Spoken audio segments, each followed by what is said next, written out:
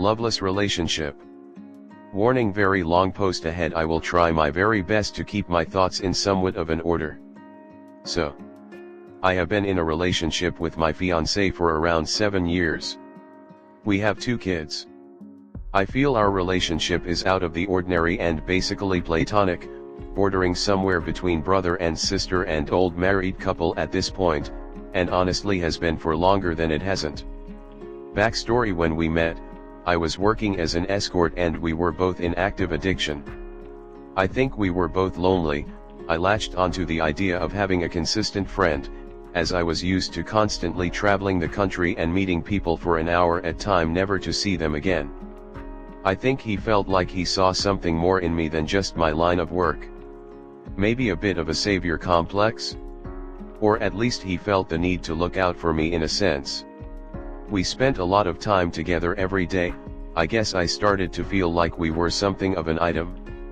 We were having sex and spending most of our time with each other. A couple of months in, I ended up pregnant.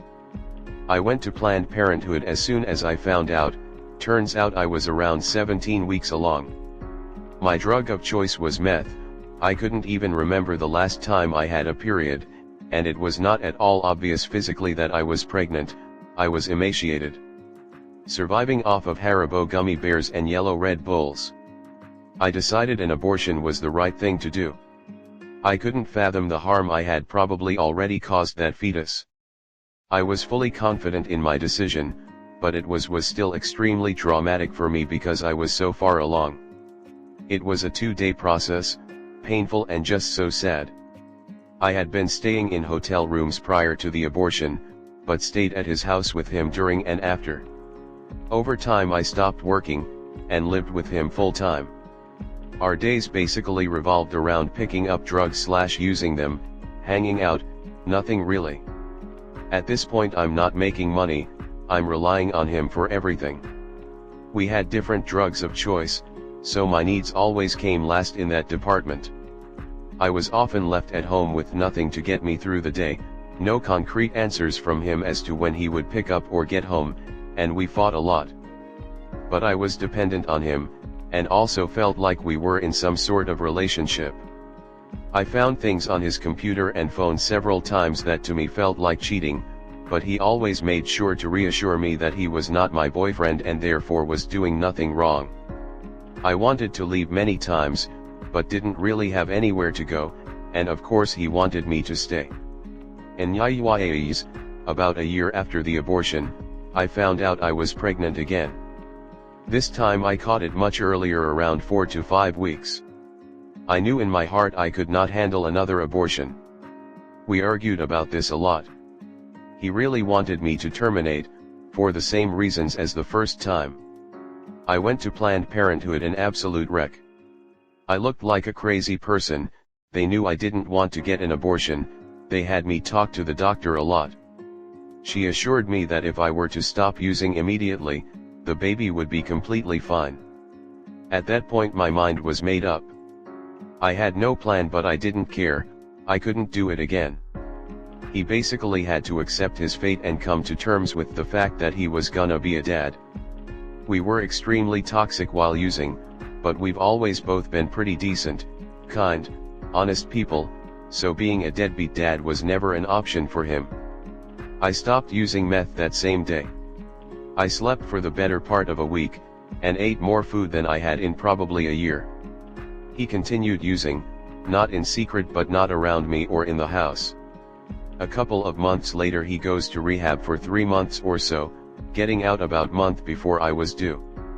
By some miracle we have been clean ever since. Things were going well for a while, playing house, living mostly normal vanilla lives. We did argue a lot as first-time parents, but I've heard that's normal. We're also basically getting to know each other outside of drugs, and of course changing as individuals now sober. At this point in time I begin feeling very drab about us. While I do feel incredibly lucky that the man I had a baby with is a stand-up guy, I also realize our relationship is lacking so much. It doesn't really feel like we love each other, but anytime I mention how much we're missing in this relationship, he makes it seem like it's just me who does not like him. He tells me he loves me, he provides for us, and is always talking about the future. So I'm going along with things, accepting our affection less, unromantic, but also mostly unproblematic, easygoing relationship. We get pregnant with our second after the one night I didn't check my app before having sex. He proposes a couple months into my pregnancy and I say yes because it feels like that's what I'm supposed to do. We've been engaged for almost 4 years with no plans to get married lol. We live an amazing life by all standards, nice house in Southern California, 2 cars, full fridge, extremely supportive family on both sides, money is not an issue. Our kids are the lights of our lives. But I am desperate to be in love, to feel desired, I crave emotional intimacy.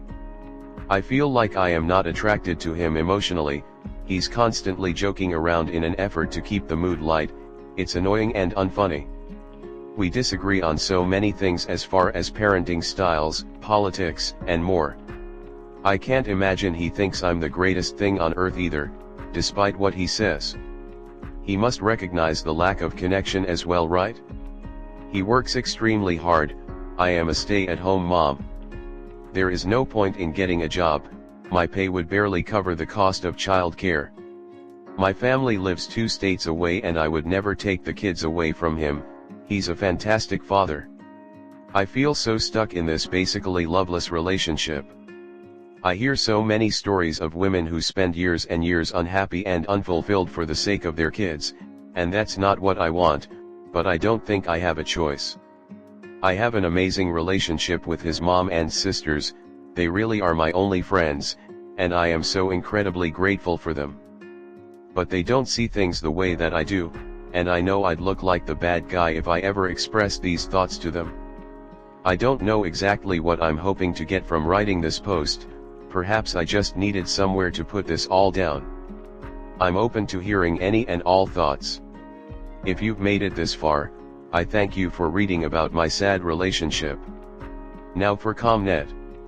Yup. And you are stuck because you can't just go off and get a spot and start your life. He's a good dad, I respect that. But there is no spark. That has lots to do with drug addiction too. Neither one know what ya wanted. It just happened. You need to sit him down and break this egg open. Cause if you don't, it could send you back to the dope.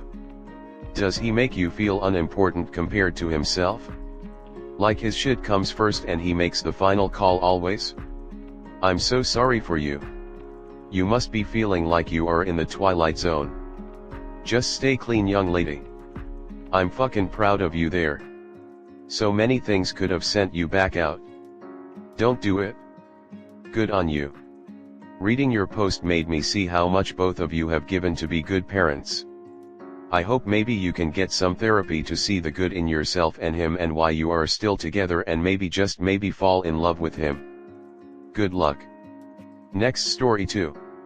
My wife wants to adopt my son. We have been having some really serious fights, and I feel like I would be foolish to consider the idea. What can I do to protect my son the most? What are healthy boundaries for her as a stepmom? My wife and I have been together 6 years, and married for 3. We have been in each other's lives for almost the entirety of them. We went to prom together at high school. The relationship in the beginning didn't work out, and we split for some time but had kept in touch. We finally got back together, and then decided to marry. In the beginning, I had full custody of my son, 11M, and his bio mom wasn't around at all. We married and then shortly afterward his bio mom decided she wanted back in his life. My wife was essentially his only mother for 3 years, and when our relationship started had no reason to assume that wouldn't be the case. When bio mom came back into his life, starting with visitation, things became completely nuts. There was what felt like constant conflict. When my wife got an opportunity for a really well-paying job in Atlanta, we decided to move. This, however, didn't help the situation. We have had a rocky past, but she decided to marry me despite the issues. When we got married, things started out pretty good. However, At this point, a whole slew of issues has occurred, including physical violence and verbal abuse. The verbal abuse has started happening in front of the kids as well. We are in counseling with a very good marriage counselor, but things still seem to be spiraling. We went back to Indiana to see my parents, and on the way, because I disciplined our son, she refused to get back in the car. I had to entertain our children while she sat at a gas station for 2 hours, even after I begged her to get back in the car. She then verbally accosted me, saying some really negative things, including about my autistic son who she expects to be able to adopt. I would absolutely classify it as abuse, both to myself and my son, as well as the other kids.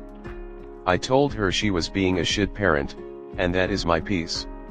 She said we should just divorce, and I said fine. We got to Indiana and things were still just bad. I tried to confront her with a book on BPD and she flipped out and asked for a divorce again in front of my mother and my autistic son. She walked into the rain and threw the book over the fence into a ditch. She decided to change all of our passwords on our bank accounts, a STR that I help manage as able, moved money, everything. I didn't find out until she lost her phone the next day, and we were unable to access our bank accounts, the STR site we needed to communicate to guests, the codes to get into our house as they were electronic and changed as well. It was bad.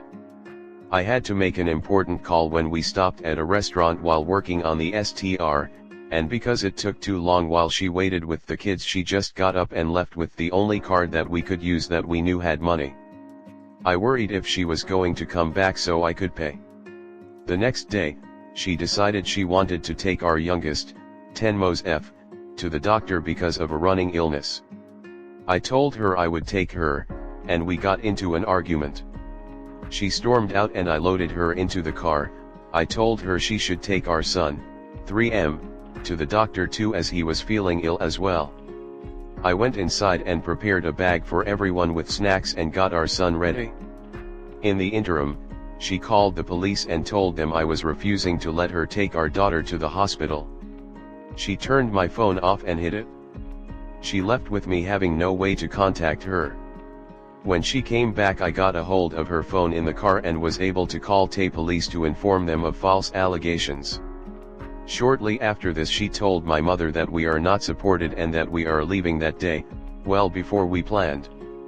My mother said fine, and she expects her gone when she said we would. I immediately apologized and they forgave me. She did not. We stayed at a pretty bad hotel and had to transfer a bunch of stuff we had no room for to take care of the STR. The house is in her name, and because she mentioned divorce I said she should do it. I went to sleep and at 12:45 a.m. she woke me up and called me a liar because I told her I was kicked out too, when they had already forgiven me and I just wanted to protect her feelings. She said she wanted a divorce and she was going to take the kids and I would never see them again. She said there are already police reports on me. Similar situations like this have continued and it has only been about a month since the situations I am describing. She yells when I spend time with my mother and said I can't borrow a car from them and can't stay at their house when I went back home for an important court date with my ex. She said she wasn't supported when I just went to visit my mom. Now, because of court with my ex, if things go my way and she loses parenting rights, she wants me to let her adopt our son that I had outside of our marriage. I feel like that would be nuts, as she has already said she plans to just bounce and I never see the kids again. She disagrees. She says I expect too much of her as a stepmom, and I say that she married me knowing I was all he had, and he considers her his mother and would be crushed if she continues to diminish the relationship and say she won't be his real mother if she can't adopt him. Now for ComNet. Divorce. This woman is unhinged. You need to start documenting her behavior so you can more easily disprove any claims she may make. If the police were informed it was a false report, was she confronted for calling in a false emergency? I'd assume there'd be documentation of a flay's call out of spite. You need to move money as well and start considering your assets before this whole thing starts. Talk with a professional. She's not getting full custody. You need to speak with an attorney who specializes in family law. Family law is one of those that quite often offer free or reduced fee clinics because they truly want to help people. If things are as you described, definitely do not legally bind your other child to her. If you want to not hurt her feelings when you tell her absolutely no, you can tell her that the current trend for the best psychologically for the child is to allow the child to wait until 16 or 18 to decide if they want to. An 11-year-old is old enough, they should definitely have a major say in something like that because it affects them. But 11 years old is also young enough that they are easier to manipulate, so the 11-year-old should never be asked in front of stepmom. And your kid should feel safe that stepmom will never find out what they said, good or bad, so there won't be any pressure for them to try to please her by giving in. Children do not full grasp adult mentality and they will think that their choices can fix or destroy things. Never make them feel that pressure. You need a quality attorney ASAP. Thank you everyone for helping me wrap my head around this. I really feel insane often. I was medically discharged from the Navy and have worked really hard to heal, and she has been a huge part of that. I also have known her since sophomore year of high school, but we didn't get back together until 2017. We have lived through some serious trauma when we watched our daughter die in 2019, she was 7 days old. This is why I really feel like with counseling we can try and get through this, but she has gotten really, well, like I have said above, especially in this last year. I don't believe/like to think that this is one of those, she is an abusive spouse and will keep leading me on. I am absolutely not a saint myself. Again, I really appreciate everyone weighing in on this situation. I won't be able to comment much, as I don't want her finding out about this thread and getting really upset again. I just want to figure things out. To quote a licensed social worker, a wounded inner child will refuse to give up on a bad relationship's potential, so it is understandable why you keep trying to hold on. In the toxic family, we are told to be the better person, with someone who refuses to be a better person.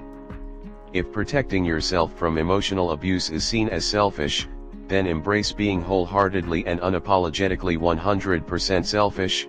Be selfish for your kids because they don't have the ability to stand up to her.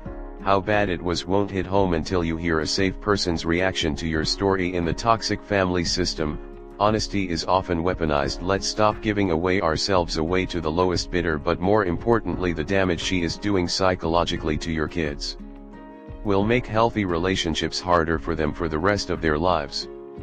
On YouTube you need to check out Patrick Tihanlix and Dr. Ramani. Dr. Ramani has lots of advice for how you can deal with things, and she gives advice for how to handle court proceedings with people like your wife. And I gave you Patrick Tihan's name because you need to understand the effects that this relationship is having on your children.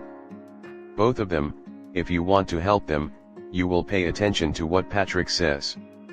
A gaslit child will become an adult who doesn't trust their own compass. We don't attract abusive people. We grew up without anyone being concerned or aware of our safety. By not putting a stop to her abuse of your children, you are subconsciously showing them that their safety is not a priority.